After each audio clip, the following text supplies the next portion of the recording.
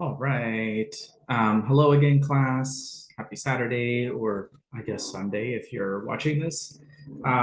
This is another video in our parametric and performance modeling series.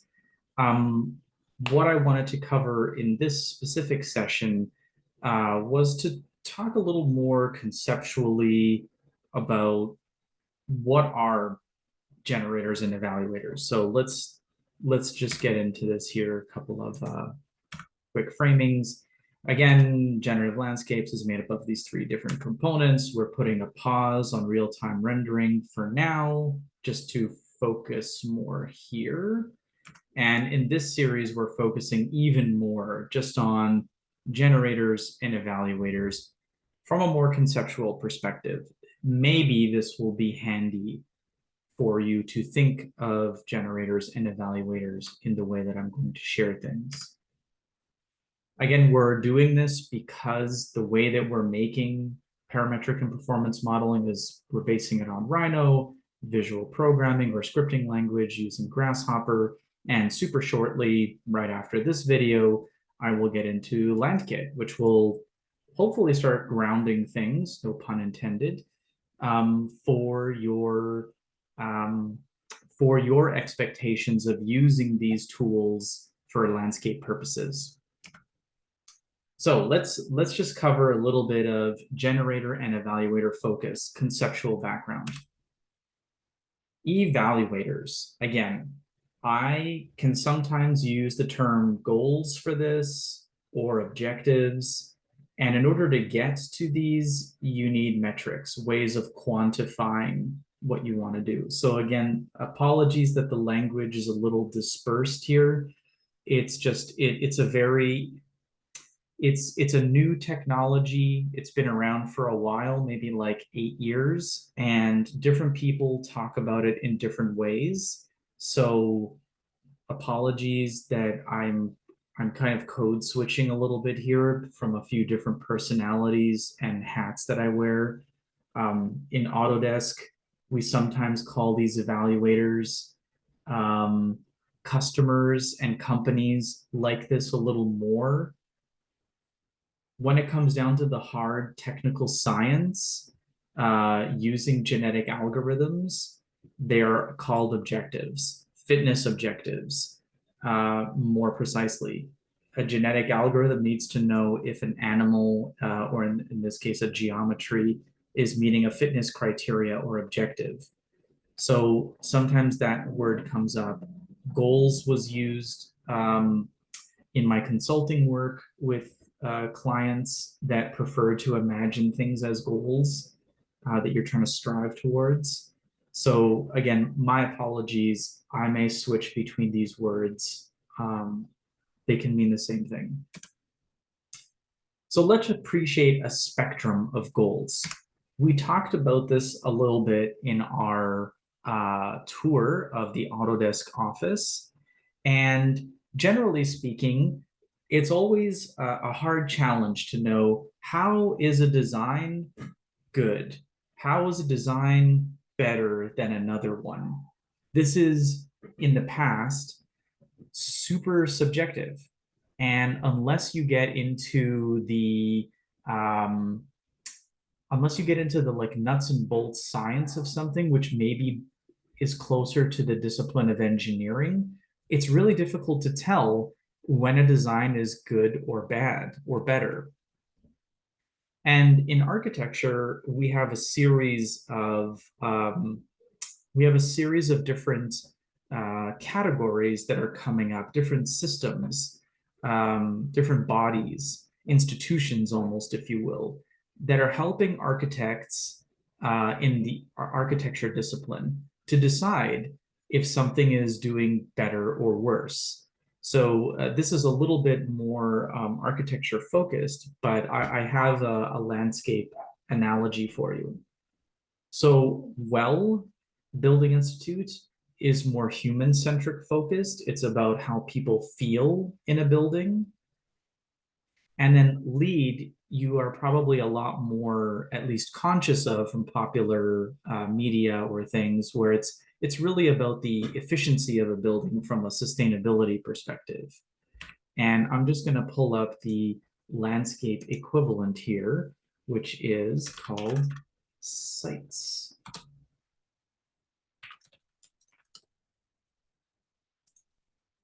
Sites, and maybe you guys want to reference this for yourself.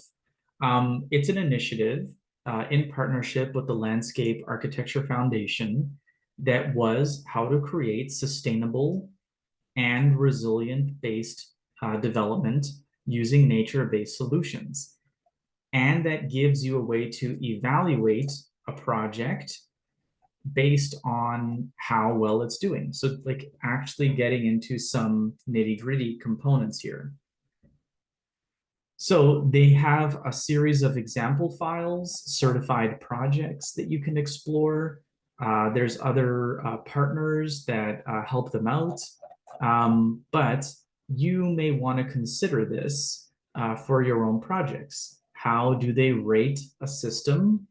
There's some reference guides. I think as educators and students, you might get these for free. But there's a correlation between and sites and lead. It was an acknowledgement by lead to say, hey, you know, this is great for the building, but what about the site in general? And that's exactly where sites came from. It was a critique of lead being only building focused and wanting to start encompassing overall site perspective. So within understanding if something is better or worse or good or bad, there are a number of ways that we could evaluate things. As we talked about on our tour and throughout class, a goal or an objective could be more quantitative or it could be more qualitative.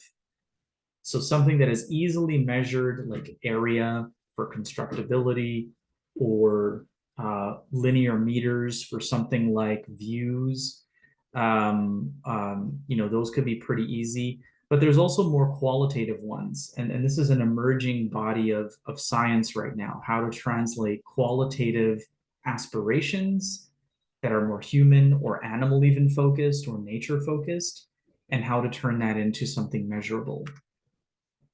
Now, architecture has a bad rap. Actually, most design fields outside of product design and engineering, whether it's architecture, urban design, landscape, we have a bad way of measuring our designs to tell if they're good or bad. But this is just an analogy. Another field that does a great job at measuring whether something is good or bad is sports. And in this case, I'll just reference Kyle Lowry, RIP Kyle, we miss you in Toronto. Kyle Lowry as an example, and the Raptors as an example to go on, that sports teams and sports in general are really good at measuring things, whether it's good or bad. The most obvious way to tell if someone's doing good or bad, if they win the championship, it's like the definitive measure of whether someone's going to be good. Other ways of, well, not other ways, but ways in which sports has been broken down into this kind of performance mindset. If you guys have not watched the movie called Moneyball with Brad Pitt and Jonah Hill, it is pretty good. It's interesting. And I won't play the clip for you here because I don't know if the audio is going to translate, but the YouTube trailer gives you enough background on whether this is good, enough background to get the idea. The emphasis is, again, I'm not going to go through the video, but the emphasis is just that there's players who, this team, the Oakland Athletics, is pretty bad. They're known for being bad.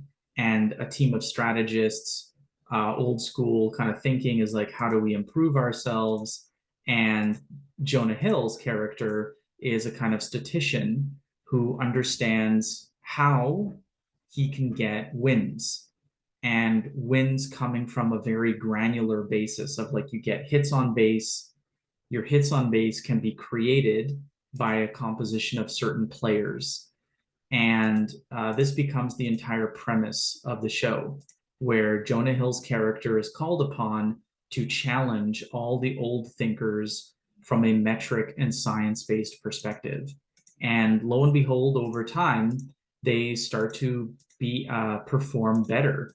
And I don't think they actually win a championship, but they improve dramatically. Now, in architecture and architecture design, uh, the foil of Brad Pitt, I love to put, is Frank Gehry, who, in his masterclass, this is funny just to watch, talks about the fact that design is all about a feeling, and it's about translating a sketch into a form, and it's all about form and how you feel about it.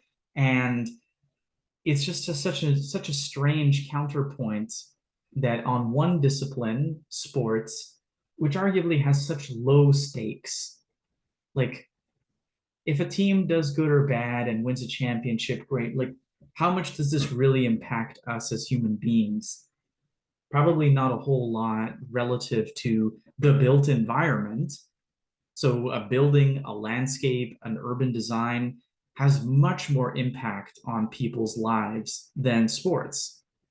And so why do we have characters like Frank Gehry that really have set the stage for years about like, it's my conceptual idea and it's my design and aesthetic agenda that matters, and that's what people care about. It's a very egotistical um, and selfish perspective that impacts hundreds, if not thousands or millions of people's lives. And we don't have a good culture of measuring performance. So I'm not gonna let this play. I'll let you watch it on your own. But it's pretty funny.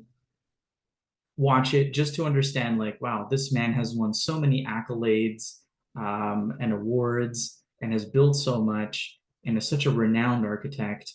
And it is just so strange to think that with all those buildings, performance was so low um, on his priority list. So I'm not gonna poop on Frank Gehry anymore.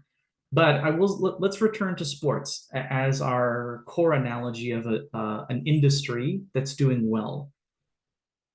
On the quantitative side, we can measure things like, we can measure the height, the weight of a player, their field goal percentage, maybe their 3-point percentage. There's ways of getting more granular into that. Tracking it over time is really amazing. Architecture, again, maybe not so much. There's not a lot of ways to measure quantitatively up front, maybe outside of like square footage, and maybe cost as an estimate, but not even as a design input, how it's working. There's a great 99% Invisible podcast called The Carbuncle Cup, the 56 ugliest buildings, and um, how they were rationalized. Arguably, this award was treated much more scientifically than other awards we give architecture. So it's a funny watch, or listen rather. On the qualitative side, returning to Kyle Lowry and the industry of sports, we can measure fuzzy concepts like work ethic, marketability, clutchness, defensive awareness. These are really hard to measure, but people are going all in trying to translate this into some sort of a value to get a pulse check on it. And then there are kind of in the middle of these two, more defined quantitative values versus qualitative. There's some in the middle zone kind of called advanced metrics, just a combination of some of these elements or combinations of qualitative values like true shooting percentage or offensive efficiency, etc. And these can be calculated through a series of more complex, more complex math, essentially. Don't get intimidated. This does not need to be as complex as we need to go. But how did we measure this example that I shared in class, this Van Wynen example of an urban design, a little tiny neighborhood development? How was this done? So, well, I didn't go into too much details here, but I'm just saying that there is a mixture of things you can do. There are some physical and spatial things on one end. You can get some qualitative elements from surveys or focus groups or intuitions, and then advanced metrics is a combination. So how do you prepare working with your goals or your evaluators and metrics?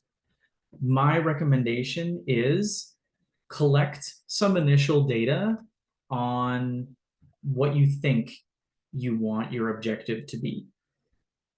Then have a discussion either with Rob and I or with your teammate, and then start to define what it is you want your objective to be. So maybe you have an intuition, you want to collect some data. What is a good measurement of something? Chat about it with us. We're always keen to discuss this. This is a really interesting science and art. And then once you start nailing it down, we can start to figure out what this is. Once you have that definition, like I want to measure the performance of something in a certain way, great. Now you can start to quantify it. Is this qualitative? Is it quantitative? Is it an advanced metric? And then figuring out what those metrics or measurements are. Sometimes you can do it with simple math, as we saw in Grasshopper with the last example. Sometimes you might need something to simulate something like daylight, or you may need to simulate something like water catchment. Finally, once you understand if it's qualitative and you're measuring it, you're going to compute it and you're going to get one value, one score. And you want to define if that's going to be an objective that you're going to maximize or minimize, or like the floor area, is this just a constraint? Is it something that needs to be met? So that would be my general approach to thinking about objectives or goals in this case. And you know what? Treating this like a linear process is not the way to go. You're going to need to revisit how you made your objective or your goal. That's totally fine. This happens all the time, both professionally and academically. Goals are not set in stone. We don't expect you to have one from the start of the semester until the end. Goals and objectives are going to evolve.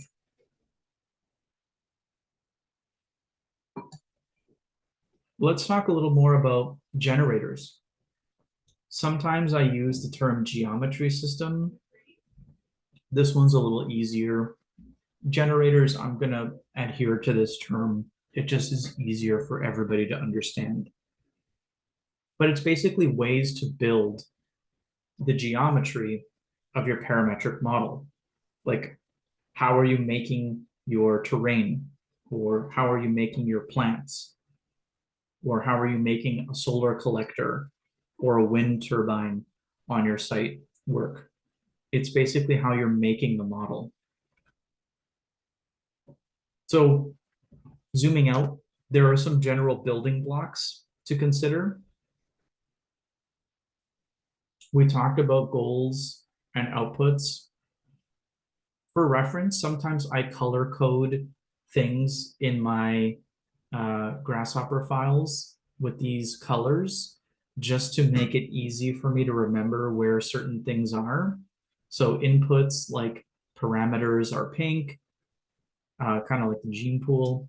Geometry manipulation is green, analysis is purple, display is blue, etc. But for you, the conceptual building blocks for your definition, sorry, this was made just a little while ago for a customer. We're using Dynamo. So Dynamo is called graph. You have some tools at your disposal. You have sliders, you have toggles like true, false, or on, off. You have numeric thresholds. You might have some data, maybe not in this case. And you're going to have some reference geometry like the SPZ file that we referenced. These are all inputs. They can be variables or settings. And you're going to put these things together to make typically what we call a subassembly. It's a little block of code. Some of you are even more advanced after sitting with you at your desks, where I see that you're already starting to think of these as clusters. Great, this is exactly the way to think about it. You're making a little package of things happen, and you're basically putting it together. Just to be super explicit, this here, I would basically call this a subassembly according to this presentation. So that's all it is. And you're going to build a little chunk, and then sometimes you can put chunks together. That total collection is your parametric model. So there's different kinds of chunks of code or subassemblies. They can be design, domain, they can be a check and balance, they can visualize things. This is a little abstract, but I'm just telling you how, again, we organize things for clients and customers. And it's sometimes handy to build things in chunks, in discrete parts. Just again, to be hyper explicit, I tend to do it like building things in chunks, like here's a description, a sketch, and then I build a little chunk together. All of these are just chunks. Here's a little chunk to visualize it. Here's a chunk to measure it. So these chunks are, you can recycle these, you can reuse these. They're very handy to think about things in a kind of more modular fashion. You can plug and play. Inputs. So inputs can be settings or things like sliders. They allow you to change change the results of your design. But I want to be clear that they could be a setting. A setting could be, if we go to our sample file here, my initial offset of the SPZ, if we recall this example, that's something that I don't want the algorithm to change.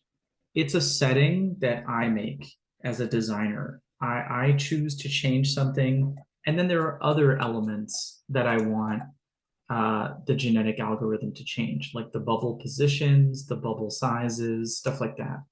That's what I want to happen. So just letting you know that there is a difference of ways of seeing inputs.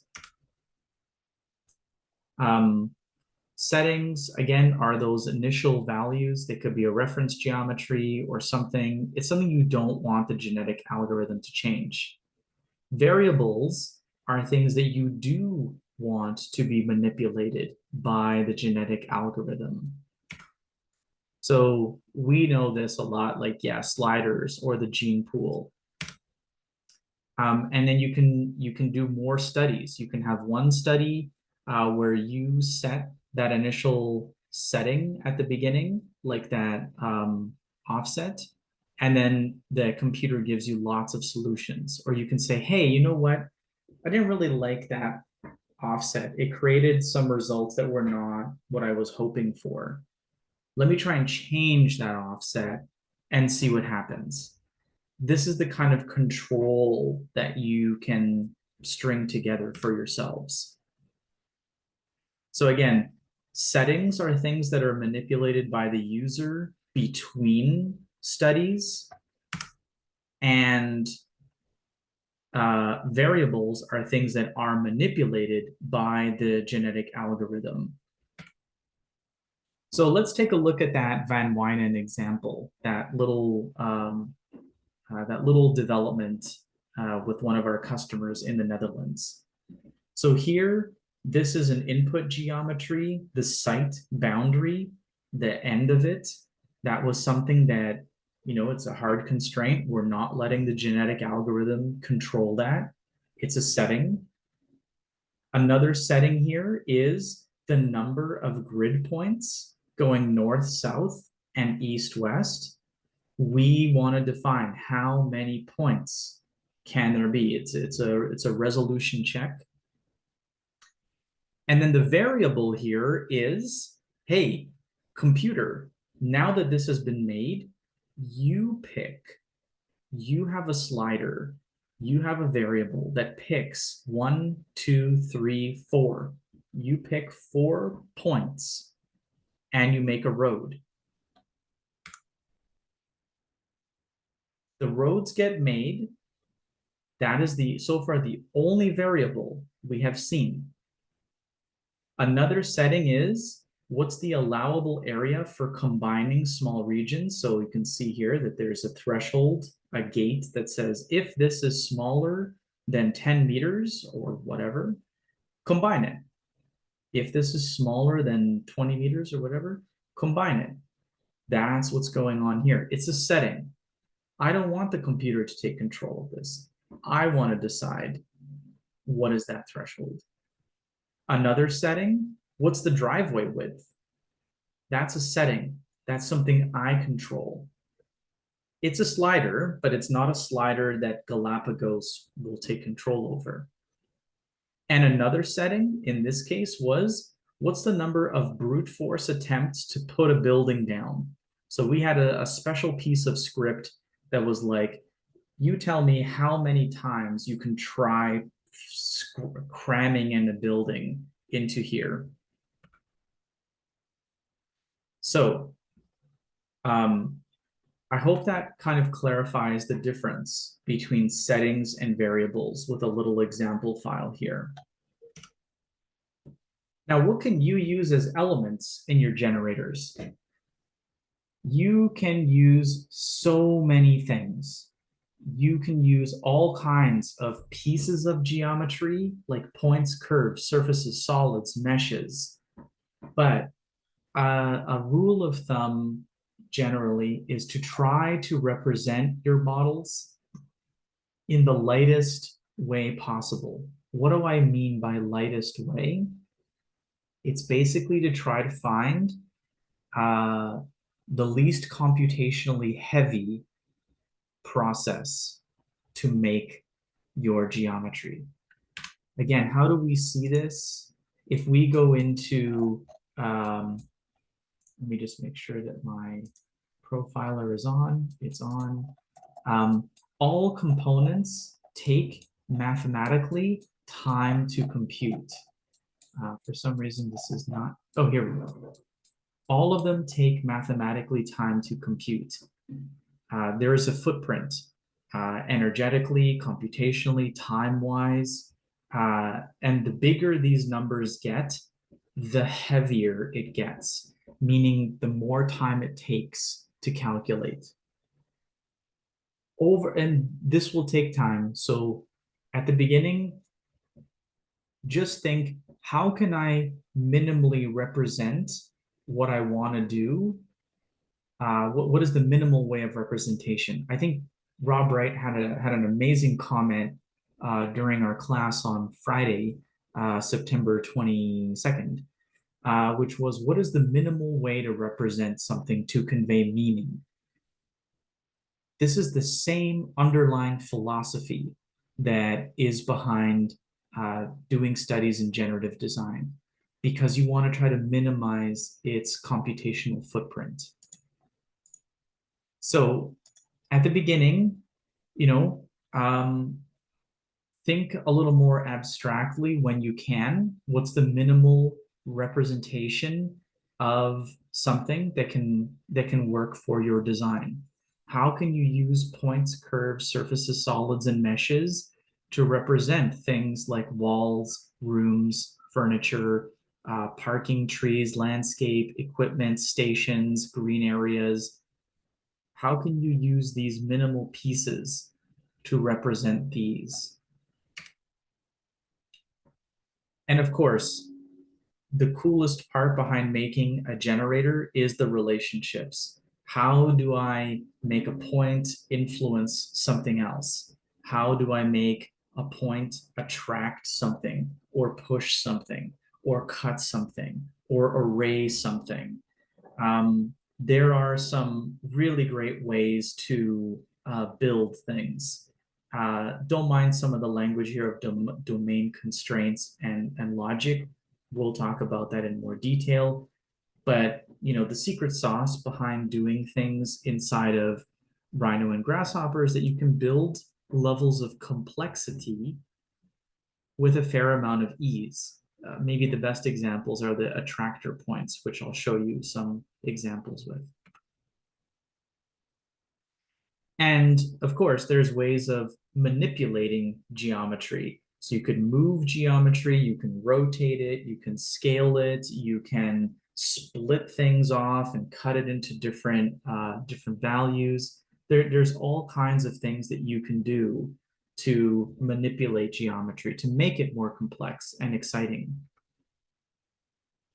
This is just a note that, hey, as a reminder, when you're making generators and evaluators, you want to make sure that the input of a generator is actually affecting the output, a goal, or objective.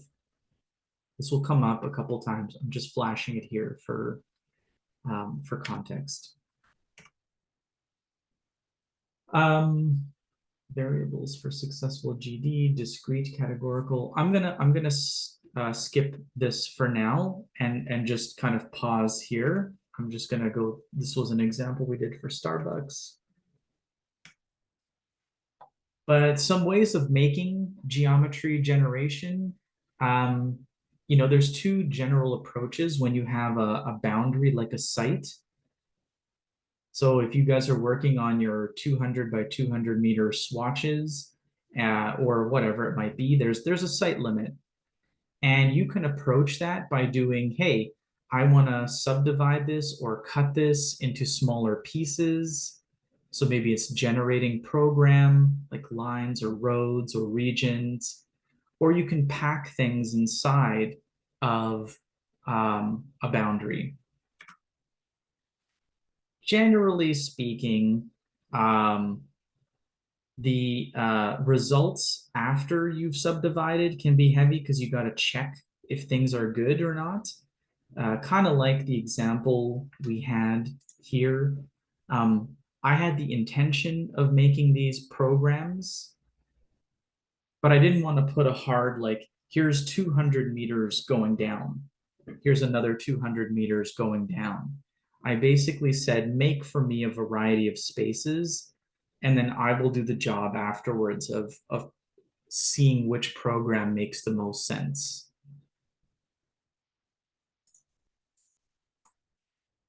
The other way of doing it is to say, hey, I want to pack in program, maybe program or plants or something else. It's like, hey, I know what I want, but I want to let the computer take my precise thing and then force it into place. And so both of these are valid, just they have some pros and cons to start and to finish. And most geometry systems that you make in the end of the day are going to be a mixture of these two. Maybe you pack something in like program, and then you're like, great, now I have a space and I'm going to cut this up and divide it into different different means. So some general pros and cons. Um, when you're subdividing something or adding patterns inside, the pro is that you can make some unexpected variations. Like you may get some really cool results that you did not anticipate. The cons is that it's more likely to create solutions that might fail because the baseline criteria might not be met. What do I mean by that? Remember here how it's trying to put in these circles and it's going to try to achieve the area at the end of the day, like square feet? Well, the impact is that I have to always check this later to make sure that the generations make sense. That's the general, I guess, con. It's a con, you just need to check it. It may fail the baseline criteria. Another con is that quantities, sizes, and characteristics of geometry can change. It never guarantees that forms are what you want. And so, like I said before, there's more effort to develop checks and balances. Some good examples is space planning. Here, this was for customer office workspaces, but you could imagine space planning for a park, neighborhood street layouts or urban grids, detailing for pattern aesthetics or panels. It may also be good for dividing up a site for drainage or for cutting it into smaller chunks for maybe plantings. Some good inspirations here, thinking about patterns in nature or patterns from cities. If you remember the Toronto office, Autodesk office, we thought about breaking our site into neighborhoods.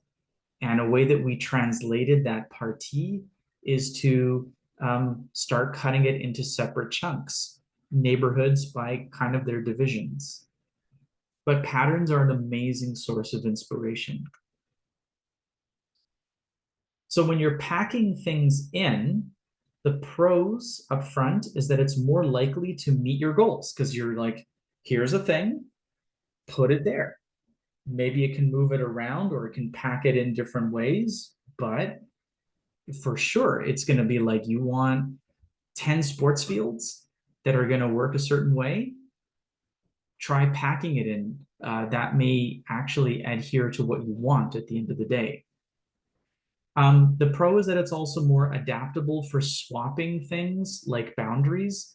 I won't let you worry about this just yet, but just know that if you need to accommodate boundaries in different ways, like my boundary changes of the site, packing is pretty good at adapting as you scale. The con is that it's much more constrained geometry up front, and there's less surprise factors at the end of the day. Because why? Because the computer's just like, here's a piece and you're putting me in. Here's a piece and you're putting me in. The results are a little more expected. Sure, it may be optimized or engineered for a certain goal, but it's a little less exciting. And you will need some more coding logic up front to be done. You may also need to consider scoring logic or goals embedded in the logic of packing program or plants in at the beginning. And it may not be totally available for optimization. We'll talk about that element at another time. Some examples, maybe you have, in this case, it was for a customer for packing a factory layout, but it could be packing a park with different sports fields was a good example. Or maybe packing it in with different sizes of circles for different program zones. So program studies are really good here. Good examples of inspiration. There's algorithms that help you with bin packing or nesting algorithms. These are really great. There's bubble diagrams, tree hierarchies, self-organizing graphs, Lego blocks. How can things fit together? Thinking about things in this way may be helpful. This was an example from the thermal baths project from, oh, I'm forgetting the architect's name, but he used bin packing to help him figure out where to put the spa baths, where to cluster them together. I'll find for you the reference. So I'm gonna just stop my share here. This was again just a conceptual overview of generators and evaluators, just some more context and background. And I'll share this video with you very, very shortly.